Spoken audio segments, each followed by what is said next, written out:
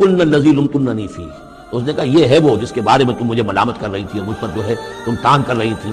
وَلَقَدْ رَاوَدتُّهُ عَن نَفْسِهِ، اور میں نے اسے یقیناً پھسلانا چاہا، گناہ پر آمادہ کرنا چاہا. فَاسْتَعْصَمَ، لیکن وہ جمع رہا، وہ قائم رہا، وہ مستقیم رہا، اس نے اپنی عفت اور عزت کی حفاظت کی. وَلَئِن لَمْ يَفْعَلْ مَا آمُرُهُ، اور اگر اس نے نہ کیا وہ جو میں اسے حکم دے رہی ہوں، لَيُسْجَنَنَّ، تو وہ لازماً قید میں پڑے گا. وَلَيَكُونَ مِنَ الصَّاغِرِينَ، اور یہ کہ بہت ہی چھوٹا ذلیل و خوار ہو کر رہے گا.